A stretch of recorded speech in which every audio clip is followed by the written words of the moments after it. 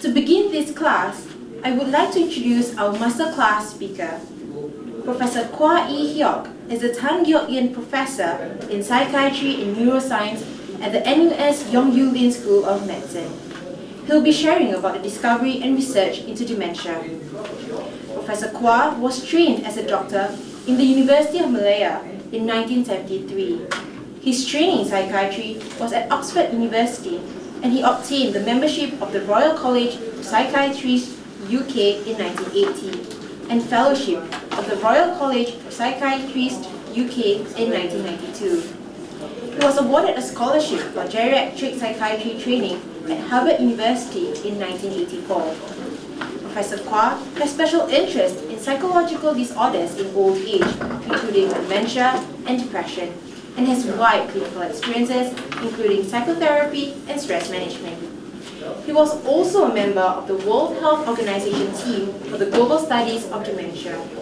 Professor Kua, please. Thank you very much. I'm delighted to be here, and I thank all of you for coming on a Saturday morning. Firstly, as the MC has mentioned, we are delighted for the donation you're given to NUS, without which it's very difficult to do research. And also for all of you to experience a campus life. I think some of you have stayed in campus before, isn't it? And this is I was telling Vicky, this is a wonderful place at a university town. I was asked at one time to take charge of this place because I live in the campus at Oxford, in the Oxford town. And I think it's good for the young people to experience the learning experience here. And I hope they appreciate everything. The main thing, I take for granted all this thing.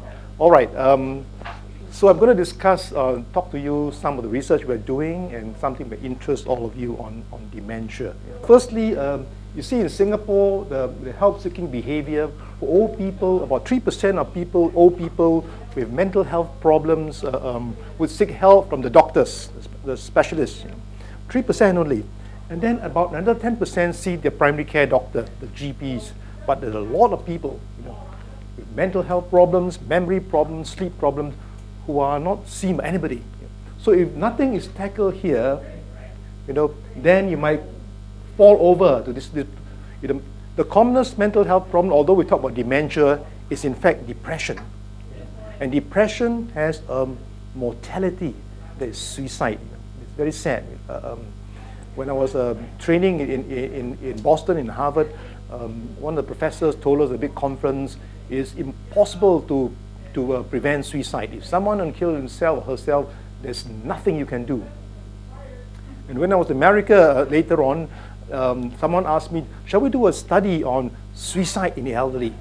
And I came back and did a study. It was 1995. 1995, we saw the results in Singapore. We were alarmed because the suicide rate of Chinese men was the second highest in the world, 62 per 100,000. That was a frightening number. I know at the time the Minister of Health wasn't your husband, he was Dr. Aileen Wong. She rang me and said, hi. I said, yes, this is a study. This published in the world's literature, and what can we do? And many things we can do. I said, many things can do. And later on, the government built more day centers for people to come down, a lot of telephone counseling, and there were more services given to old people, and then the suicide rate came down, And it's the first country in the world to bring it down. I was invited to give a lecture in Chicago, and I told the people that, wow, this is fantastic. Singapore has brought it down. So although people believe at one time you cannot do anything, there are many things. So many of old people around here with depression and poor memory, don't do anything, they fall over here. And so what is dementia? Dementia is a very frightening term. In fact, the Chinese word for dementia is who is good at Mandarin here? In Chinese, it means silliness, So now they change it now because we protested, because the World Health use it. So if I'm part of the World Health team, so let's change the term. More term of memory rather than silliness. So the first thing that goes off is memory impairment. And it's short-term memory and not long-term memory. So you I talk to old people, they'll tell me they remember the war years, the Second World War. They even remember when the bombs dropped down in Singapore. You know. But they've forgotten what they have for breakfast. All of you remember what you have for breakfast? All of you, I hope you remember. Yeah. Yes, right. Very important. A simple question. You cannot. So the short term that goes off. You know. But sometimes you're a bit forgetful. I was talking to Mrs. Yeo earlier on, and sometimes you're a bit forgetful. You misplace things, and that goes off. You know. Then you remember again. You know. Okay. All right.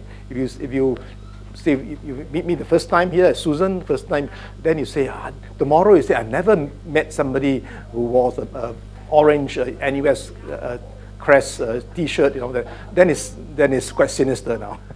But you say yes, I remember, but I've forgotten his name. That's all right. You know. It's at least the short term.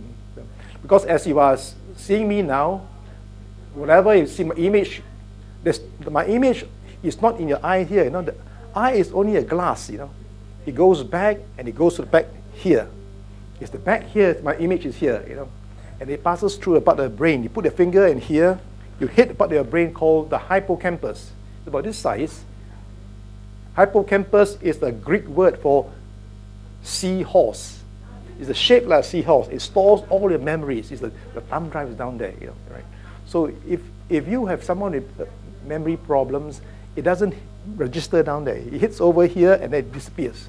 So there are many ways you can learn how to fix your memory. I'll tell you later on. But impairment goes off first, all right? But although we talk about dementia, most of the cases we see NUH. I run the memory clinic. We started off 25 years ago. Most of the patients are people who are in the 70s. Yeah. So when I was in medical school, they told us that everybody would develop dementia. Then that's not true. You know, that's not true. Then when I was training in Cambridge University in England, I asked the professor, Sir Martin Rolfe, what is the extent of people with dementia? He told me 10% or 12%. But now in Singapore, we found it's just 5% above 65 years old. You know. So the good news is 95% don't have dementia. Right? You always think the bad news, the good news part. Yeah. And so normally you start around 70s. You know, yeah. But there is a group that come early. You read the papers, the 50s. Yeah. Then it's a bit alarming. So last week I was asked to see one who came all the way from Indonesia. A young doctor, 55 years old only. A surgeon, I mentioned earlier on. You know. Halfway through the operation, he'd forgotten what's the name on the instrument. You know, first time was okay. The second time happened again. The nurse was a bit worried now. You know, they told the chief surgeon there's something wrong with this doctor. 55 years old. So they suspect it could be dementia. So, but they want a second opinion because the World Health Team is here and I was in charge. So they sent over here for assessment. And I told the doctor later on sent a report that it's true. He has dementia. It's very unusual dementia of early onset. You know. And sometimes another referral from Johor Bahru also. And also we found that in a Malay family, sometimes they kind of intermarriage in the family, you know, consanguinary marriage, you know, same family, so genetics problems. You know. So these are cases that we've seen, not common, but it can come up, you know, right? And this condition, this can last for about 6 years, you know, the memory change. And often at NUH, we found that in our clinic, the person has a memory problem for 2 years or 3 years, then they come to seek help. They come to seek help, not because the memory problem, they come to seek help because the caregiver is under stress. The caregivers will say, this person keeps asking the same question. You know, I look after one of the prince in a neighboring country. And the Prime Minister said, you better go and see somebody. You asked me the same question 3 times. Then family brought the prince to come and see me. He's an elderly man in the 70s. All right? Welcome.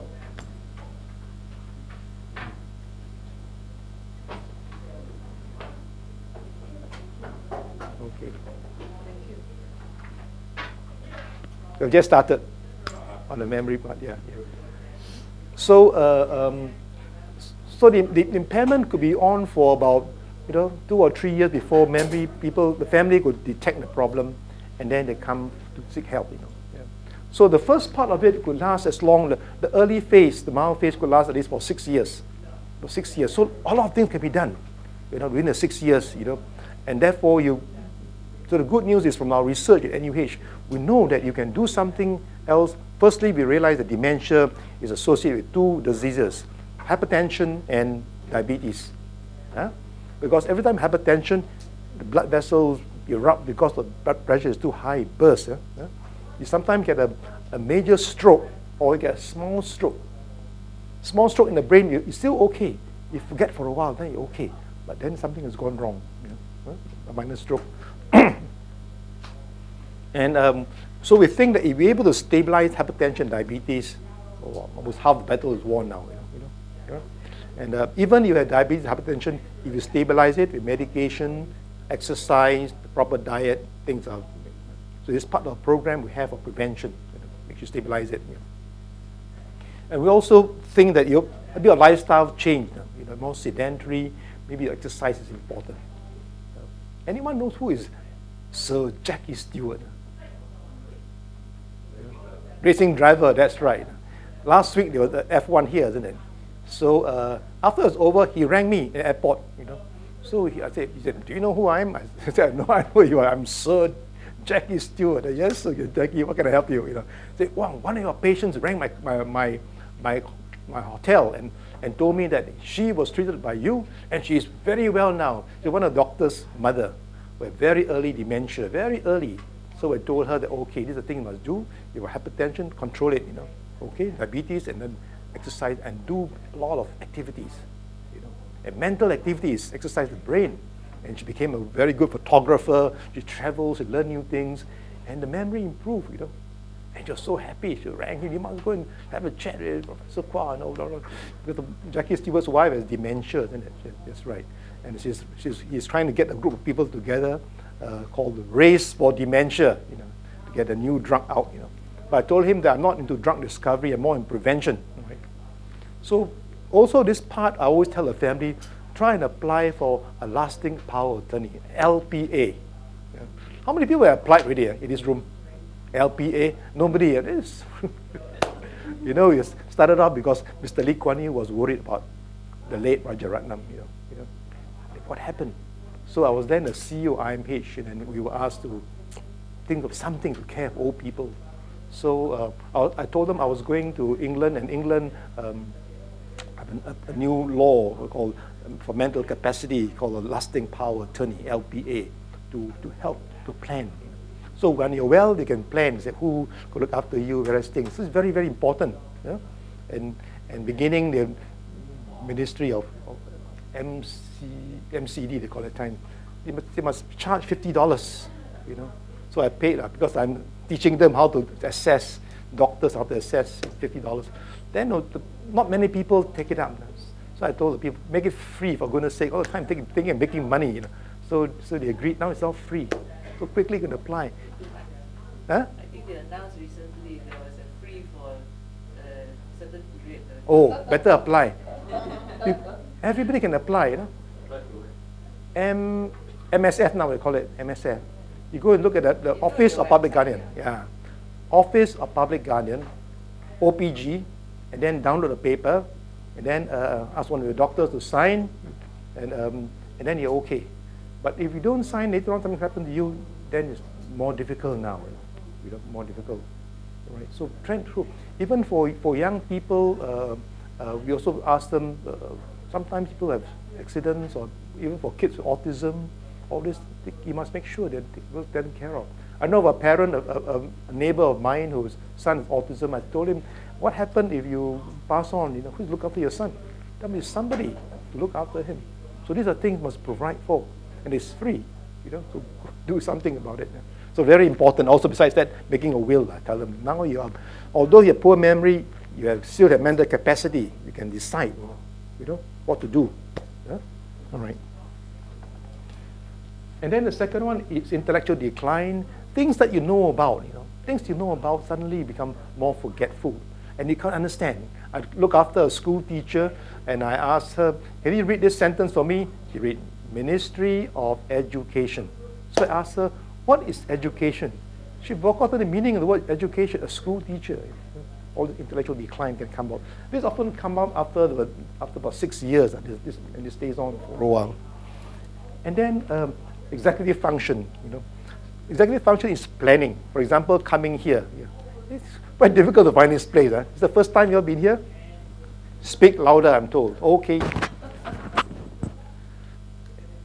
Is it very difficult to find Newtown, the Riley Center? Yeah, it's very difficult. But you plan, isn't it? You can use your GPS, get it over here.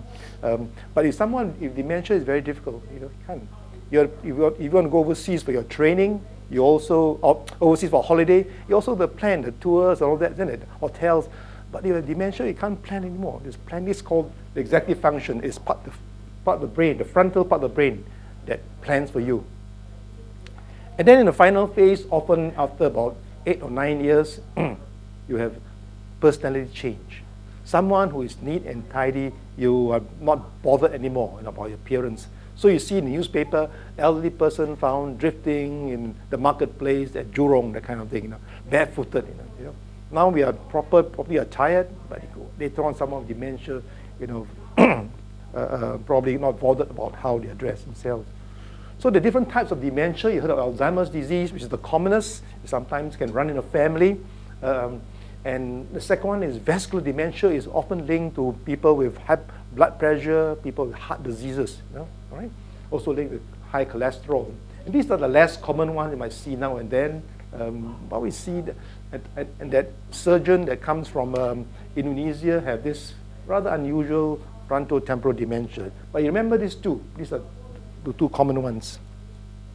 The health costs, we found that for those with mild dementia, it often pay for the doctor's fees, the medication. But the moderate dementia is high because the family needs a helper. Not only one helper, sometimes two helpers, because of disturbed behavior. That is cost per month? Per month. This is an NUH study. Well, NUH patient a bit more middle class, you might say. But this is per month, done by a medical student with me, you find out costs. But when they are having severe phase, they are less restless. So they stay in bed all the time. Then they often need just one helper. The cost goes down again. Here they need a lot of medicine, all that, to control the behavior. But now there are different techniques you can use to reduce this kind of disturbed behavior.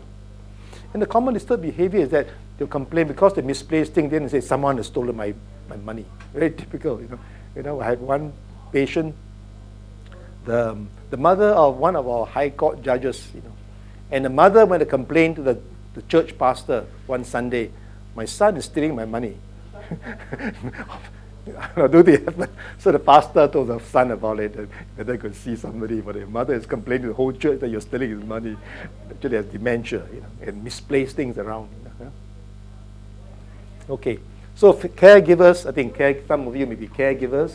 The caregivers, we found in our research here, 56% of caregivers, they come to our clinic, have symptoms of anxiety and depression. And we realized that if you don't take care of caregivers, all they want to be, doctor, can you find a home for me to put my mother or my father? I'm tired of it. And the stress of caregiving is because they complain of having, so delusions are people, false belief that people are stealing my money, people are against me, and hallucination, especially in the evening, because of the shadows, they misinterpret the environment. They say, oh, there is ghosts in the house, So in NUH, there's Ward 57 for a geriatric patient. They say, hey, there are a lot of ghosts. They frighten the medical students. The students say, I don't want to go to that ward. I said, look here, I worked down there. There's no ghost in Ward 57. The patients are frightened by it. And sometimes they are restless, agitated, and this have been. But all this can be done in terms of helping them. So it's very important for us to relieve the stress of caregivers. So there's a medicine given, and some of you who have relatives who look after people with dementia, a group of medicine which we use because there's a lowering of medicine, our chemical in the brain called acetylcholine. And this medicine is through the liver acetylcholine. Another medicine affects the glutamate, but these they don't sort of cure you. They sort of prevent a deterioration. The commonest is this one, right? Donepezil. Okay. But they are very, very expensive. Try to tell the government, can you give some subsidy? Oh, that's very difficult, you know. Yeah. But it helps to prevent a rapid decline. So you give the medicine, it may last about 2 or 3 years, and after that it stops already. Yeah. Okay, so you see this is the natural history of the illness. The mild condition lasts for about 6 years, then the moderate severe 2 years, and then the severe about two more years. So it's about 12 years. All right. When I was training in Cambridge, they told me 5 years. But here in Singapore, it's different. So 12 years lifespan from onset. From onset to the time they pass away. But if a lot of things are done here, this phase can be prolonged. All right? So I look after a surgeon, a professor here in Singapore. It went on for 16 years. All right? And last week, another patient rang me from Katong. He said, oh, my mother is under you for 21 years now. She's 101 years old. Not bad, can still recognize a lot of things. So you see this part of the brain. This is a normal person. The red areas is you take the, because you're looking at me now, the brain is working very hard. And this part of the brain is where my image is. It works very hard. You know, the harder it is, the X-ray picture will show the glucose uptake. This is a picture of someone, a brain scan of someone with dementia. Yeah. Can you see at the back, Vicky? Yes. Yes, right. You see little red dots here? Yeah. So it doesn't mean that dementia means the whole brain has gone off. Some part of the brain is still working.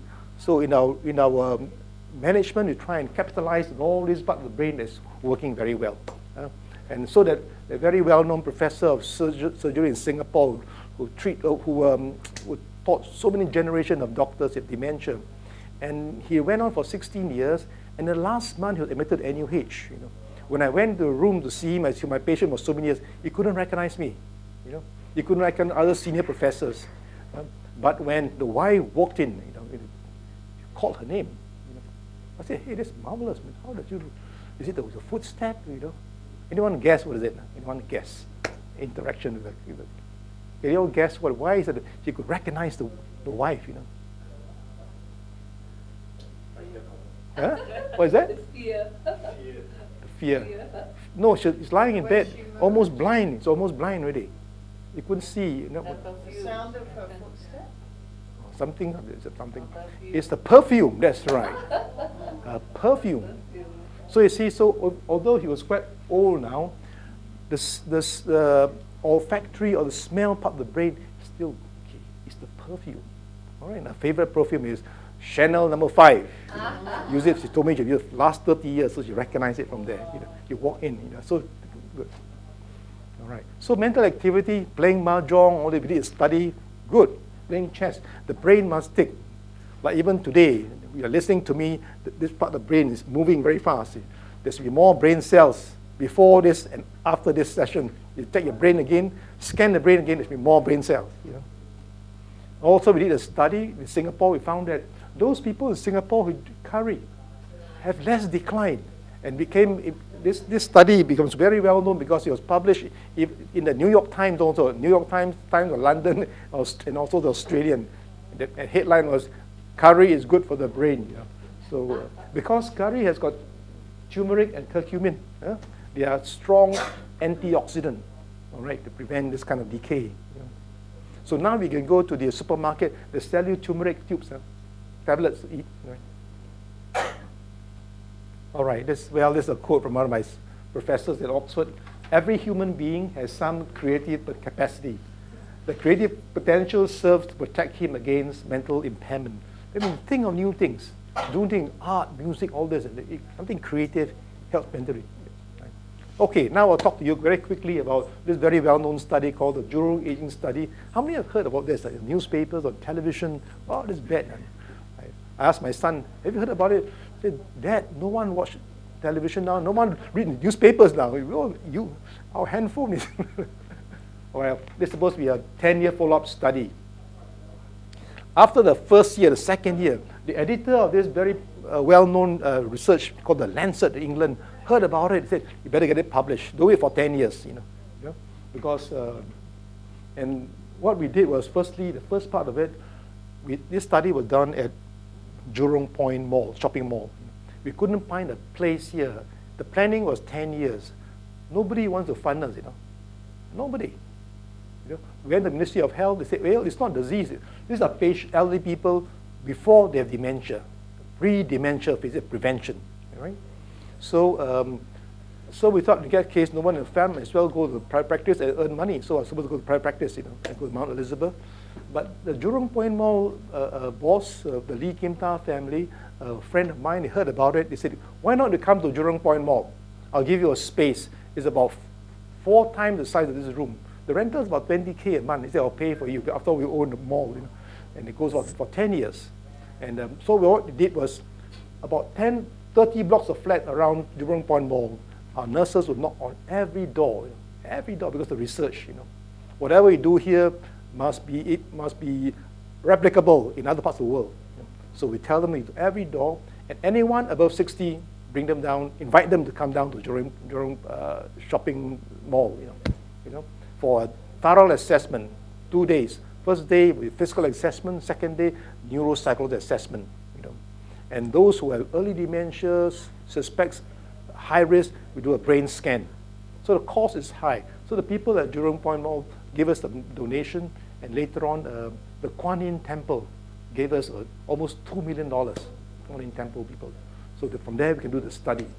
So the first group of people who came, the first 15 minutes or 20 minutes, we teach old people what is hypertension, what is diabetes in simple Chinese language.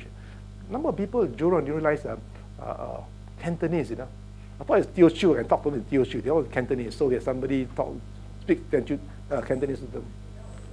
The second part of it, the next half an hour, we divided into 4 groups: Tai Chi group, mindfulness meditation, music medicine, and art therapy. And then we find out how they are getting on. Can you tell me which one improved fastest? In terms of their, we assess also their memory, their mood, their depression, anxiety. Which one improved better in terms of mood? Music. Music, right, very good. Music went on first. Music reminiscence is not just listening to music. It came on because I thought in my clinic, I have patients to come and see me. And then the wife will say, can you do something for my husband? I sit at home every day with dementia. So I say, why not you write the story of your life? This is a doctor, a GP, with dementia. So he said, my life is so boring. I'm just a GP. I'm not like you, the psychiatrist, so interesting. I said, no, write a story of your life. Then he wrote a story of his life. Yeah. Very interesting. He said, when I was a student, he wrote the note to me. In 1942, I was coming up from SGH, emergency department. When we look up the sky, suddenly we saw the Japanese warplanes. We ran for cover, and all of us. And the plane dropped and killed 5 of his colleagues. 5 medical students were killed. So then I went to help to bury them in the back of the COF, or the College of Medicine building, with the Ministry of Health building. And there's a plaque down there now, 5 medical students killed. So all these stories come together. I thought very interesting because his brain began to tick now, right? But then I told the Jurong Point elderly people about this. They say, most of them say, but we haven't been to school yet, some of them. How to write a story? So okay, in that case, you show photographs of yourself. When you're very young, middle age, and then select a song, your favorite song. Obviously, they think it's the song, the Chinese song, the 50s and the 60s, And I'm sure if I ask Vicky, she'll tell me music, or maybe Cantonese singers or Hong Kong, all that thing. Of my generation, the Beatles and all that, different kind of music, because the song is here reminders from the youth. So sometimes you listen to the song, they smile, then they laugh, they sing along. It reminds the time they're young. So music was first, followed by mindfulness and art. And then Tai Chi was the last. I don't know why. But maybe the median age of old people there was 72 years old. They say, well, Tai Chi is good because you learn in different steps. We thought it was interesting. But then later on, we tried different things. And so you see, if you can, wiping his stats from experts, you can see a change from 0 point to 3 months, even for after a year. There's significant difference. The drop. A is for anxiety, D is for depression. Depression improves because we try and tackle depression also. Right? So the improvement of both the anxiety scales and the depression scale. And also sleep, very importantly, a study on sleep. Sleep also improved before and after 3 months. And sleep is very important. We find that it's a very common problem in old age. And old people with sleep problems, they sometimes go to see a doctor. The doctor says, I'll give you a sleeping pill. What happens to a sleeping pill? You become a bit groggy. They wake up in the middle of the night, they got a fall. They fracture their leg, they come to hospital again. So there are different techniques you can use, a non-drug approach to help people with sleep problems. So it's helpful, especially for people doing mindfulness meditation. Helpful. And then we found that in the mini mental state assess your cognition, the memory, and your concentration. So you see that improve, 30% improve, and 30% remain the same, and slightly more than 30% became worse. After a year, most of the people in the Jurong Point area are living alone. They live in single-room flat by themselves. If a year, if you keep them by themselves, the mental state will fall without mental stimulation. So this group improved 30%. Our hypothesis is if this kind of study, even if 10% of people improve, that is a great success. Because every year in Singapore, we have 2,500 new cases. If you block off 10%, you save 250 cases. It happens to your family, how wonderful. Because the cost is high. Even just 10%. I gave a lecture in Harvard 10 years ago. The Harvard friends say it's very difficult to do research in the community. The people will not turn up. They're not your patients. They better do study in the hospital. Patients are easier. So this is tough. Now they came down to see the research in Jurong. It is fantastic. You can bring by, they said we suspect 20%, but actually we found 30% improve. 10% is 250 cases you save. If not, 2,500 every year comes up. Do nothing to it. So I was telling the Ministry of Health, although we spend a lot of money in building hospitals, billions of dollars, how much more can we spend? Taxpayers' money. There must be a preventive program that comes on, because the Minister of Health presented once in a world conference here. I was chairing, and then the World Health friend told me, "Hey, you cannot go in this way, man. You said this year you have, 30,000, 2050 you have 70,000. Cannot. You must bring it down, or you splatter it out. You cannot keep on moving up and down. There must be a preventive program that comes on." In any country. I think we've done it, and people are telling us it's difficult to do prevention, but we've done it in Singapore. There are 3 centers in the world doing this prevention program. One in Paris, one in Helsinki, and Asia, Singapore is the first one. So we also do a brain scan for people with mindfulness. And so these are the brains of 2 groups of people. One group of people, we ask them just to sit down and listen to a talk on diabetes, hypertension. Another group of old people, the blue ones are those who do the mindfulness meditation. You see that these little dots are the brain activity. It's measured in the MRI scanning machine. So it seems that after 3 months, you see the increase in number of all these things is higher for people with mindfulness. So this is very important. This is the first study in the world. President Tan Chor Chuan was so excited the research, that first time done in the Chinese population, elderly people. The study is done for mindfulness and the brain, done for young people. No one has done it for old people yet. So this is the first study we've done in Singapore. And in fact, whatever they have in Harvard and around there, we have here in Singapore. What we need is new ideas. So we found that even about gardening, part exercise. Gardening may be something interesting. You like gardening? Oh, wonderful. Well done. Yeah. Because it gives you a sense of happiness, the plant growing, bloom, and also the texture and all the smells of the basil leaves. It stimulates the brain, And we did a study. We found that old people, once again, the Jurong group, old people who do gardening improve the immune system. We took the blood, before and after. The immune system improves. It's wonderful. And the people who came to do the gardening had less flu and cold, common cold, If your immune falls, you get sick and all that. So that's wonderful. Once again, the first study in the world, and it's going to be published. So it started off, the research of this started off with the Gardens by the Bay. The Permsec Gardens by the Bay, a friend of mine from Malaysia, he told me that, in Gardens by the Bay, we have 2 million tourists now. Wow, wonderful. I told him you should be happy if the local Singaporeans visit, the old people visit the Gardens by the Bay. We should be happier, isn't it? So he felt a bit of guilt, Our taxpayers fellows come down. Say, okay, if you can bring old people to the Gardens by the Bay, we'll pay for the bus fare and also have a high tea, which is wonderful, isn't it? So, but I told him, can you have research together with it? So he gave us some money for research. And then we found that a lot of old people, when they're doing the music, they like to sing. Yeah? So once again, the people at Yong Siew Toh here said, why not we do a study? So this lady is our previous professor of obstetrics, Maureen Sarkong. Maureen had a small little stroke, I think, it was traveling. Then she couldn't remember things. She said, hey, I found that singing helped me to think my brain, you know. So she was instrumental in thinking of so we have about 60 old people in Jurong. Before the start, we did brain scan, and then we asked them to do the singing. They come to Yong Siew Toh here for singing, and it's wonderful. They enjoy it. You know. Some don't told me this is the first time they've been to university. You know, some of them are just working people in the factories. Now they come over here, you know, and they enjoy it. You know. So the second scan will come 2 months from now. I'll give you the results later on. You know. And then there's also the art. You know, the art. This is our. Have you all been to our National Gallery? I hope you've been to. You know, so much money spent. You know.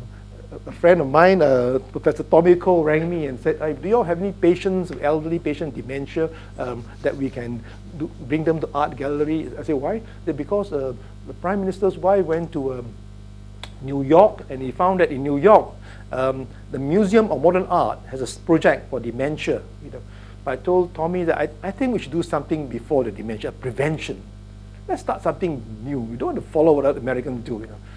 Those people without the high risk, people with hypertension, diabetes, family history of dementia, those people are high risk, let us bring them down. So we have 2 groups, and this is a randomized controlled study. You cannot say, I don't want to do that. Even if you don't like art, we bring you over there, you know, from a survey itself. And so we have one group down there, another group to try music. Yeah. So this is once again, the brain scan done before and after, and the result will be coming soon. And next year, are you having one more of this session for them, Vicky? They will tell the results. Yeah. Next year, and they come. Yeah. Okay, next year maybe. Yeah. All right. So now, having been done, we are here in the Jurong area, the Boon Lay area. Now it's been translated to 2 places. One more coming in Tampines. You know. This is what we call the Holy Grail research. Whatever we do must be translated to the population. It's called translational research now. It's the brainchild of our DPM's wife, Mrs. Teo Po Yin. Yeah. She was sitting in a lecture I gave. She said, it's no use just stop here. You know, you must move out. You know. So that's what we're doing now. So to benefit more people around the island, which I thought was wonderful. And we're working closely with People Association and National Park to bring up together. You know. It's difficult for us. You know. I thought maybe having done the Jurong study and published in a big British journal, that's our job finished. You know. Ministry of Health should take over. That's not my job. You know. But then she said it's tough, you know. And my World Health friends told me, if the top-down approach from the Ministry of Health, it will fail. It must be from the community itself that comes up. So we go over there, the People Association and the old people volunteer to come and to get other people together. So the big team over here, all our volunteers, you know, old people come together, and they do it every week, you know, all the lecture talks first, and then their mindfulness, art, music. So that's wonderful, you know. Or else to sit in your own flat, do nothing. So something that can be done. Okay, I think this is, what about the future of Singapore? What can we think about? Anything for old people? We're not too sure. We know that living in the city is affects the brain. That's what they say. Staying in the city is more edgy, you know. There's a big study done in science, you know. And this is the human brain, you know. How beautiful picture of the human brain. You see that then if we don't do anything, then things might get worse. We keep our brain, don't keep it active, then we can decay quickly, you know. Some years ago, I was asked to give a lecture at Cambridge and at a big conference, and then during the dinner, we were invited to Fitzwilliam College. Fitzwilliam College is where Mr. Lee Kuan Yew studied law. You know. And during the dinner, sitting beside me was a professor of economics and philosophy, and he asked me, what do you think are the factors to account for the economic miracle of Singapore? So I told him, I'm not an economist, I'm a psychiatrist. You know. From my perspective, it's due to 2 factors in the human mind: creativity and mental resilience. So these are very important things. So even for old people are growing older, you get lots of things you can do to build up mental resilience. You know? And then you find that you can have a wonderful life, you know, and live to a ripe old age. Right? So I wish to thank all of you and some of our people who donated to us, to our project. Sure. Yeah. Just like to know, are there any signs that we can pick up just prior to the onset of dementia? Yeah. The only early sign is also memory, the registration part, memory. And it's also that you ask yourself, can you remember a particular event? But then people will say, well, as you grow older, and I was telling Mrs. Yu that professors, you can be a bit absent-minded. They call it absent-minded professor. It's part of it. The quintessential absent-minded professor. Okay, forgivable. But for other people, a bit forgetful. Something wrong. So I think sometimes you remember things better. Teach the students if you associate with something. For example, in North America or down there, they told me that most North Americans who are 65 or above, they knew exactly what they're doing, what dress they wear. In 1963, November 22nd, 63, yes, right. Because it was associated with the assassination of John F. Kennedy. The event itself caused a scar in the brain, a traumatic event, But many people remember September 11, what they were doing on that particular day. Even when I was at home, I remember who was around me because it was such a frightening event, So try and remember things, try to associate something, So like Susan, if you see me, they said, remember tomorrow where I saw somebody orange, You talk to me about dementia. Then the things come together. The memory comes together. Same as the music, the old-time music, The music came together. Oh, that singer, isn't that Nat King Cole? Isn't that Frank Sinatra? Kind of thing. Oh yes, what did Frank sing? Then remember those things. Indian, maybe MGR, the singer, Indian, great singer. So this is how we associate, through association. So I tell the medical student also, don't go and memorize all the diseases. You cannot remember. You must see a patient, then you remember.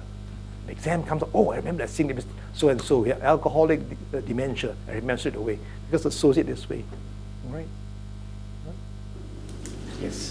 Did you do a brain scan just as part of your regular health screening, just for one time, just to see whether? Well, you can afford it. It's only expensive. You can afford it. I was explaining to Mrs. Yu that we do baseline. Because I think in the past, when you do for your health screening, they'll tell you to do your blood pressure. They never forget about the mind, which is the most important. So when I passed 65, they told me, the police department told me, to extend your license, can you fill in all these forms? Eyes are okay, roads are okay. They didn't ask about the brain, nothing. I said, that's the most important, drive a car. I said, just people, even for... There's no effort by the ministry to make it more affordable. The people past certain age to get a brain. That's right, I think you all should badger them. Expensive. I have a friend who did a brain scan and found there's a clot, just which would never in the daily life that is there. That's right. Because sometimes our brain is quite resilient, a lot of trauma that comes on. And a little clot, that part of the brain will compensate, right? So unless you do a scan routine, maybe once up to 65, or if you don't do a scan, you call it too invasive. Then how about just doing an assessment, pencil and paper assessment? In fact, the assessment is the more sensitive. They ask a lot of questions. The scan can come, but the changes that happen to the brain, that means quite serious already. By the time the brain strings, as you can see on X-ray, it's quite serious. The very early part of it, we assess. I just saw somebody who was just about 53 years old, sent to me from Malaysia. Once again, the brain scan was normal. Everything was normal. We did the assessment, very early change of a dementia coming in. I told the doctors this is a very uncommon, rare cases. But later on, when we repeat the brain scan for 3 years, wow, we find that the changes come. So I agree with you if they can do something. Even executive screening, they do everything. They ask for the brain. So I said, why not just ask a question on depression? Even for women, for pregnancy, they have examined you. So I told the professor of obstetric, look here, in Singapore, I've seen a lot of people with postnatal depression.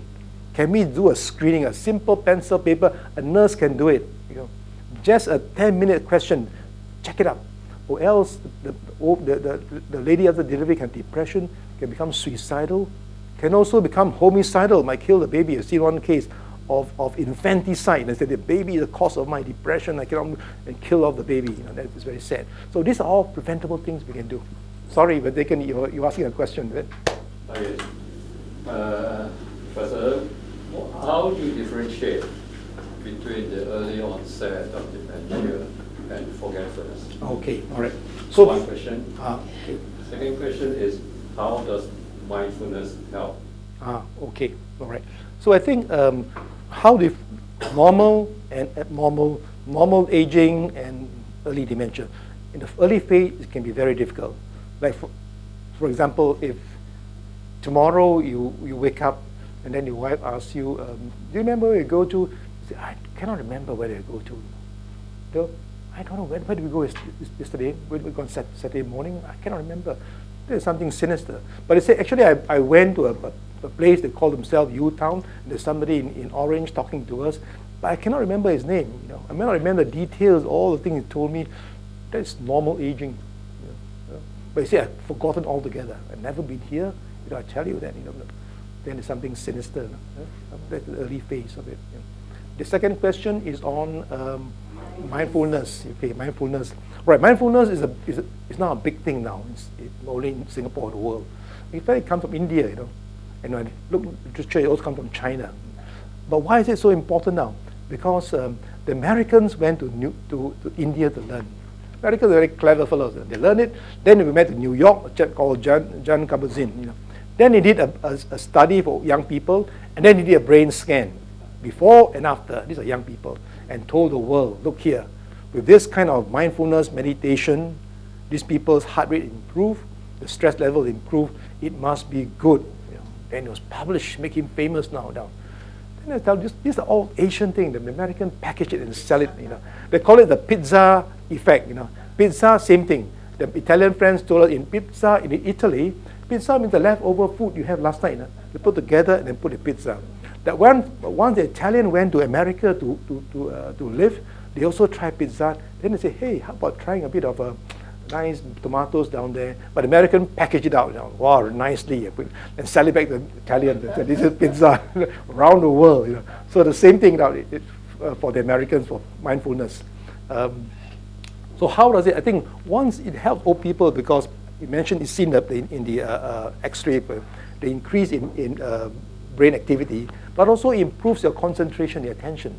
For example, memory is because you can concentrate first, all right?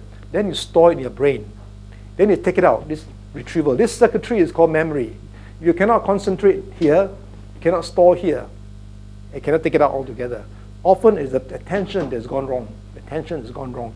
You are distracted, Sometimes I talk to medical students, as you give lectures, they're using a handphone, sending her.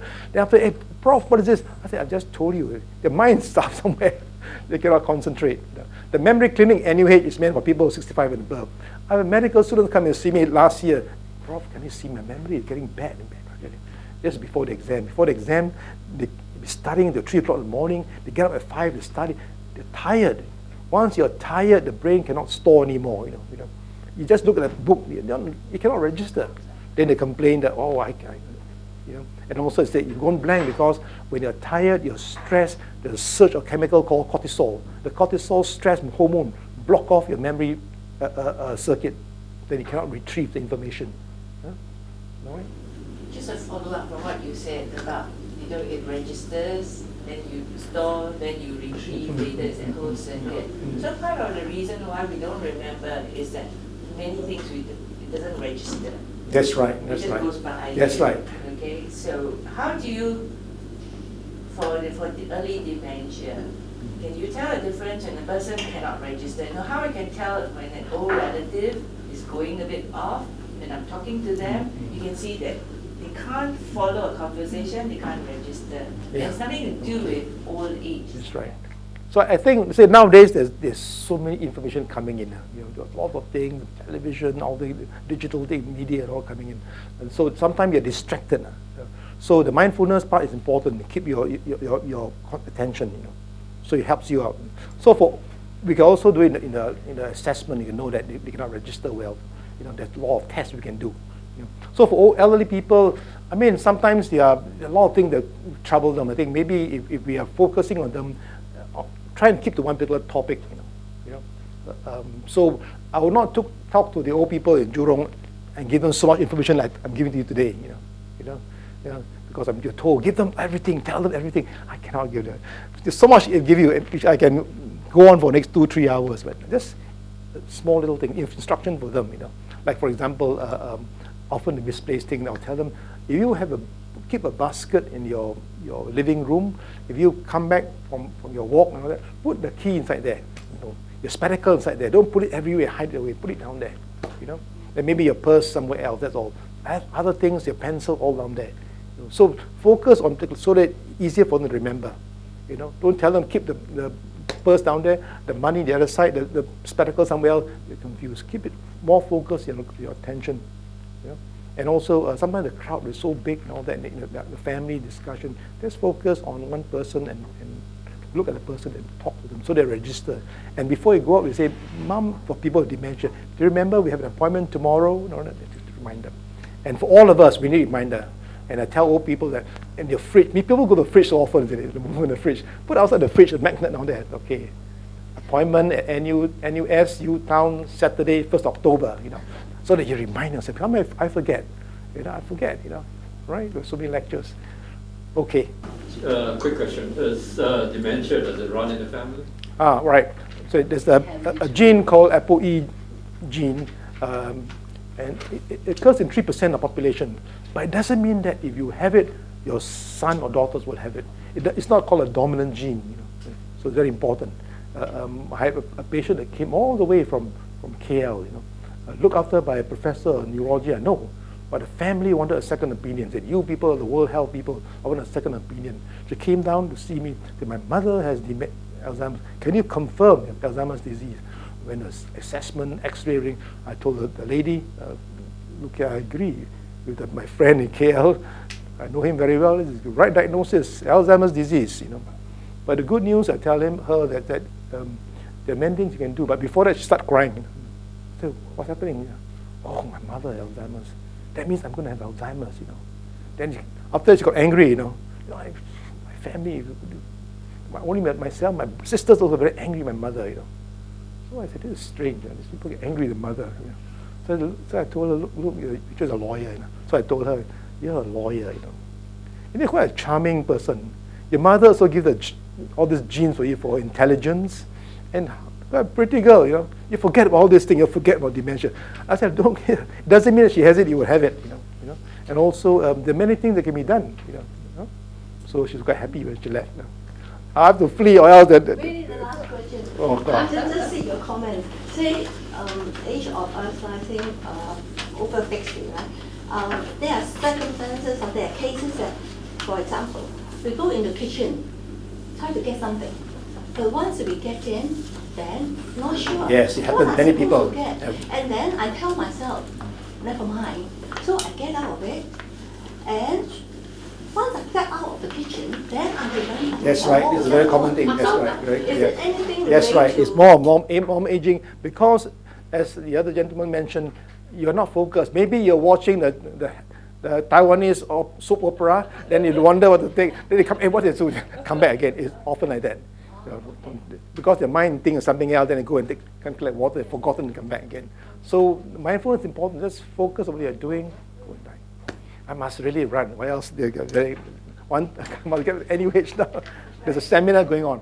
Thank you, Professor Kua. Ladies and gentlemen, we thank you very much for your active participation in this class. I hope you have enjoyed the session.